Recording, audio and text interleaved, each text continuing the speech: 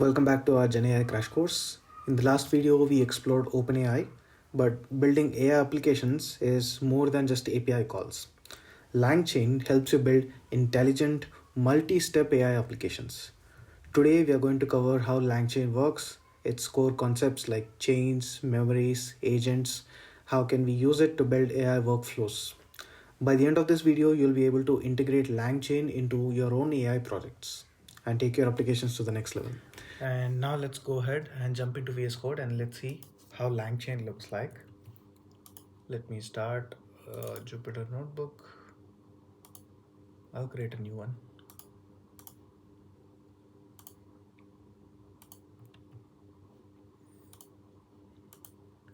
Okay, so this is a very basic piece of code that we can use to work with LangChain. At the top here, you can see I'm importing all of my libraries and then I'm loading all of my environment variables as usual. And this time, instead of importing from OpenAI directly, I'm going to import from LangChain underscore OpenAI. Previously, this used to be LangChain.OpenAI, but now we are going to use LangChain underscore OpenAI. And from LangChain OpenAI, we are going to import chat OpenAI because we are going to use the chatting application. No image generation, no text to speech or anything, just chat. So chat OpenAI. And I'll pass my token host model, all the three here. Now we got this chat object. We can use it with the help of the invoke function, and this function takes in messages as the parameter. Just like previously, we can pass all of the system message, user message, and assistant message, but instead of giving them as dictionaries, we give them as human message object. We can also import system message and AI message, I believe. So we can import all these three and start appending them to the list, just like how we do for normal OpenAI calling. System goes here, and at the end, AI goes here, then human message goes here again. Instead of calling it as user, we are calling it as human message. That's it, nothing else. The rest of the things are pretty much as it is. Now let's run this one.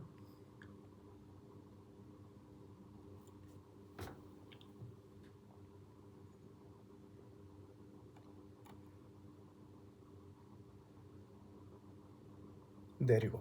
I got the answer here. So my message was, hello, how are you? And then the answer that I got is, hello, I'm just a language model, so I don't have feelings. You can see the response is pretty much similar to what we got from OpenAI because we are using the same model and everything. It's just a different wrapper around OpenAI API calling. So this is how we can call and get responses directly. But if you see here, we are just passing the prompt straightforward. But there is also something called as prompt template, which we can make use of. Let's see how that looks like. So here I've pasted this piece of code. It's identical to the previous one, but with a slight difference here. So until this point, it's pretty much the exact same thing. But here I'm importing one more extra parameter called LangChain core.prompts. I'm importing, sorry, from LangChain core.prompts, I'm importing prompt template. So with the help of this prompt template, I'll define what are my input variables and I'll give a template here. So my input variable here is a question. This is my template. You are a helpful AI assistant, answer the following. And this is where I'll put a placeholder. So whatever variable I'm going to pass to this prompt template, that variable will be inserted in this position. So what happens with this is when you're writing a template, you know precisely what your input variables are and where exactly they are going to fit in the whole template. So when you're constructing your prompt, you'll be much more careful about, or you'll be much more aware of how the LLM is going to receive the prompt. So I've created this prompt variable here and I'm creating a chain. What is a chain? It's just like as the name suggests, one action after the other. So first I'm going to create the prompt and then I'll take the prompt, I'll send it to my chat. So here I've got my OpenAI connection stored inside of chat. I've got my prompt stored inside of prompt. So I'll create a chain with the help of this pipe symbol and I'll store that in a variable called as chain. I'll say chain.invoke and this time I'm going to pass a dictionary where my keys are going to be the input variables. Here I've got only one input variable called question. I'll pass question here. I've got my actual prompt here. So this part is going to go and sit in this part, and the whole thing will be sent to chat. And finally, I'm printing the response.content.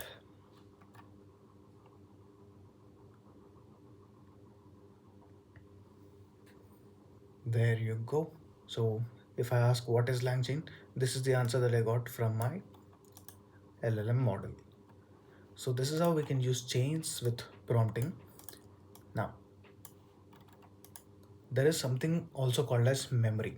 So in the OpenAI section of the video, in the previous OpenAI course video, you must have seen that we are storing everything, all of the to and fro conversations in the form of a list. Here we use something called as memory. Let me show you how that looks like.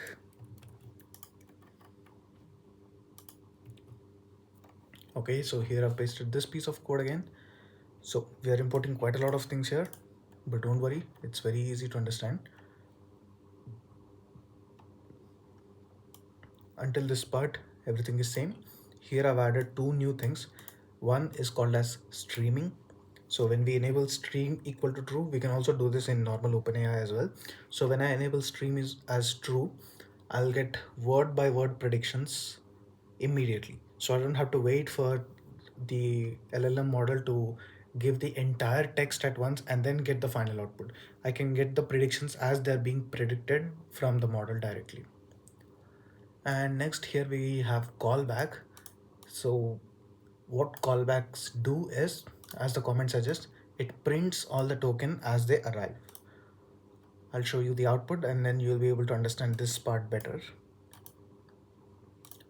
Okay, here you can see we are creating a system message and then a message placeholder. This acts as the memory. And finally, I've got my human prompt template as well.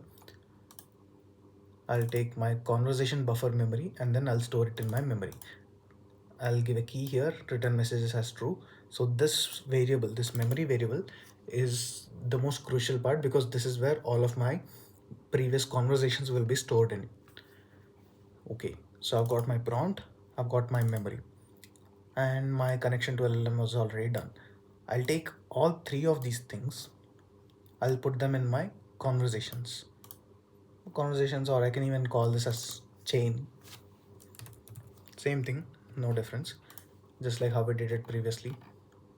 Here chain dot sorry, we are using the pipe symbol to create that chain. Here I'm just creating that chain with the help of LLM chain manually. Okay, I'll take my conversations and I'll pass this as the question. Who won the FIFA World Cup in 2022? That is my first question. Whatever response I get, I'll post it here. Now, this is my second question.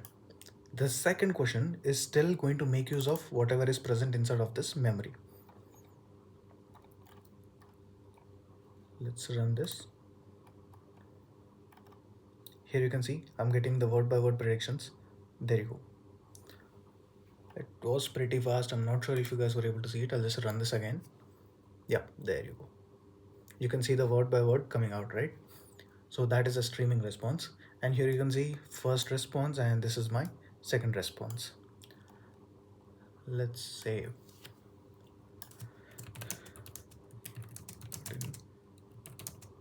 Caps.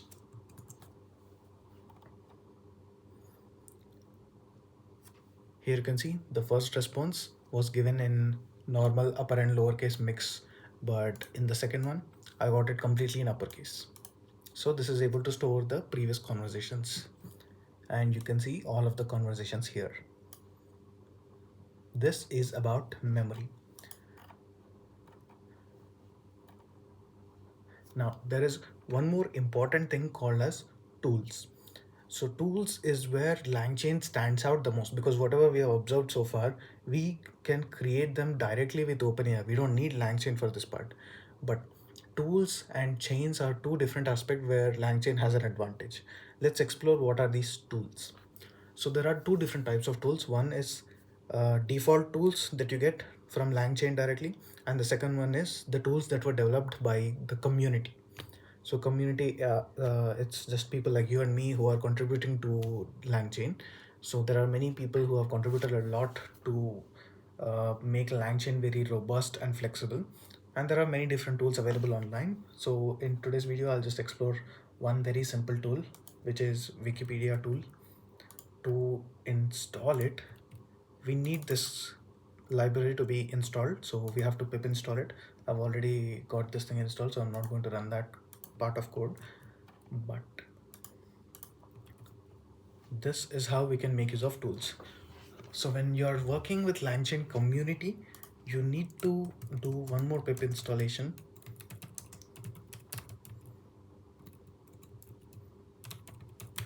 called LangChain community, and all of your importings will be done from LangChain community.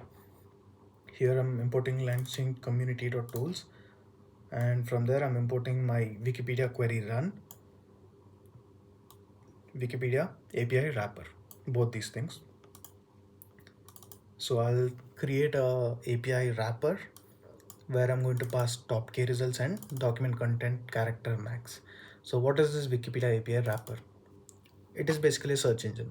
So if I give any word, it will search in Wikipedia and then it will find top K results. Here I'm just giving it as 1. So it is going to find the topmost result and it will give me up to 1000 characters maximum.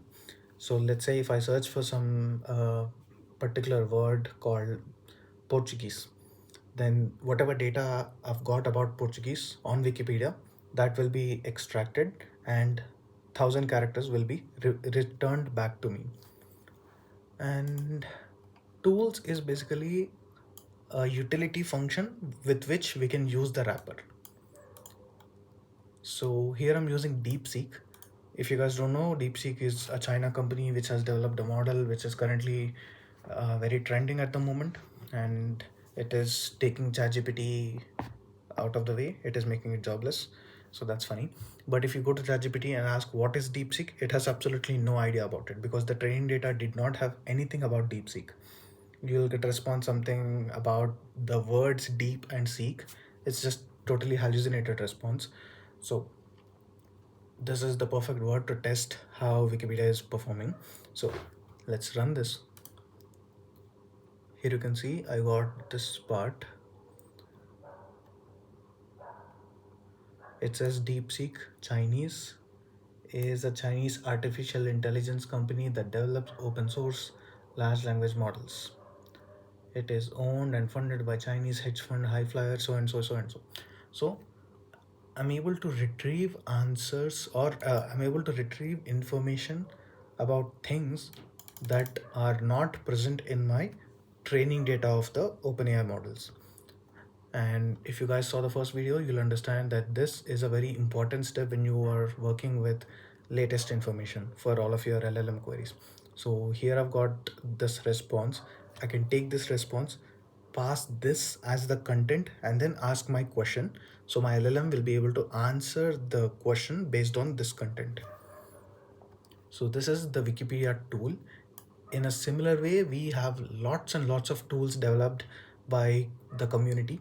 So you'll find different tools for SQL, different tools for connecting to Zendesk or YouTube or Jira. There are many different tools available. You can explore them. These are completely about tools. Now, finally, let's take a look at the most important aspect of LangChain, which is chains.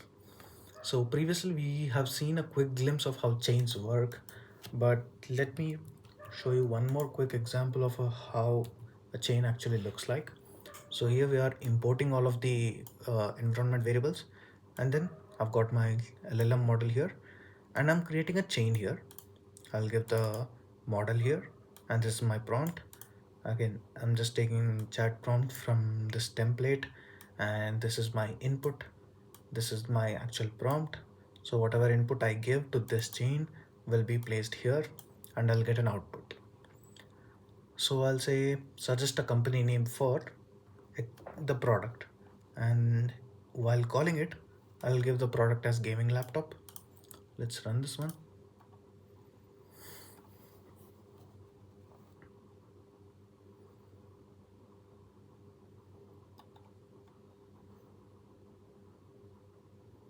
Oh, you can see I'm using the deprecated one actually. So this is LangChain dot chat models import chat OpenAI. But if I go to the previous ones where I did not get any error, this is LangChain underscore OpenAI import chat OpenAI. There's a slight difference here. At the moment, I think LangChain is maintaining both of the old and the new ones just for the sake of keeping everything consistent, just because a lot of people have already implemented their solutions with the older version, but I think they are going to deprecate and get rid of it completely in the near future. Okay, so this is an older version, but nonetheless it is working as of now. Okay, so it's very simple. So chain.run is giving me all of this output. So I asked for company name for a gaming laptop and I got all these things. Now, this is one link. Let's add one more link so that it becomes an actual chain.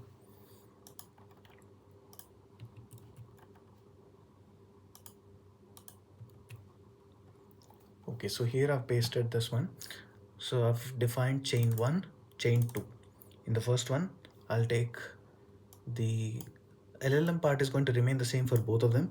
But in the first one, the prompt is give me just one word output. I need company name for XYZ product.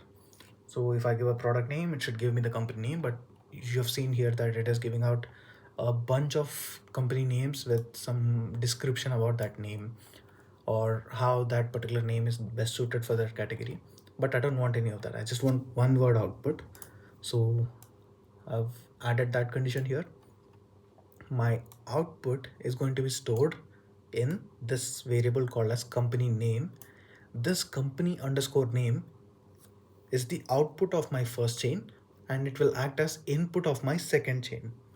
So here you can see in the chain 2 prompt, describe company name in one sentence. Or instead I'll say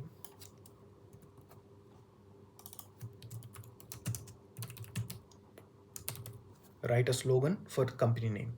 So the output of first chain is going to become input of my second chain and this output will be stored in description. Now I'll create a simple sequential chain where I'll pass both of these things and my input variable is going to be product because the first one will take only product as input and the output variables I need to define all of them. So first one will give the output as company name, second one will give it as description. I can get rid of the first one and just take only the description. So if I want to see only the final output, I can put only description here, but I want to see both of them. So I've given two elements instead of this list. Now I'll say simple chain, product, gaming laptop. Let's run this.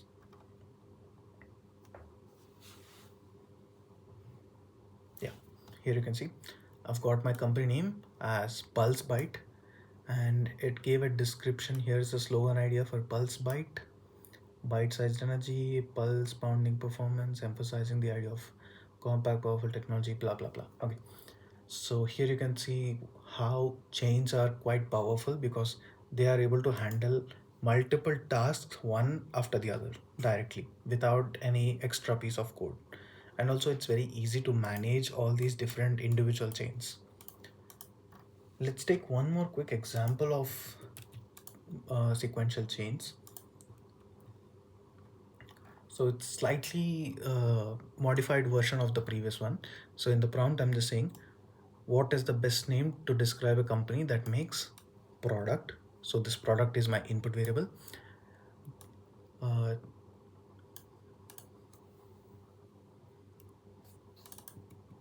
This should be just give me one single company name in plain text in one word only, no explanation, title, heading, etc. The word should explain the company's product. This is my prompt of my first chain. And output key is company name again, the same thing, chain 1, second prompt, chain 2. I'm taking both of them, I'll put them in chains. This time I'll get rid of the company name just to show you guys how it looks like. Input variables is product, output variables is description. Verbose equal to true. Let's see what exactly this verbose equal to true is going to do. And I'll give the same product name, gaming laptop. Here you can see we are able to see what is happening in each and every step. Entering a new sequential chain, finished chain. So if you've got multiple uh, verbose related objects in between these chains, let's say in my fourth chain I want to see what is happening in there, I can I can clearly see what is happening in one particular chain when my verbose is true. Okay, so this is finished and this is my final output. And as you can see, this time I did not get the company name. I got the description directly. Game Max, innovative technology company specializing in gaming peripherals. Okay, so I hope you guys were able to understand what is LangChain, how can we use LangChain, what are the different things that are available in LangChain. Apart from what I've shown in this video, you can take a look at the official documentation of LangChain to understand a lot more other features that they offer, but most of them are pretty much wrappers around existing libraries. That is, LangChain is very notorious and widely uh, not recommended to use by professionals, but it is definitely useful in certain situations, like when you have multiple chains necessary in your AI applications. Okay, so that's pretty much it about LangChain. If you guys want to find out more about it, then you can definitely visit their documentation page, which is already quite detailed and very helpful as well. And also, you can explore those pages to keep yourself up to date with what are the new tools that have been developed and submitted by the community. And if you want to submit your own tool to the community, then LangChain has their own uh, blog post which has a very detailed description of how you can create these tools and how can you publish them. So you can feel free to check out those pages as well. If you're finding this series helpful, make sure to hit that like button and leave a comment with any questions. And don't forget to subscribe so you don't miss the next deep dive into AI development.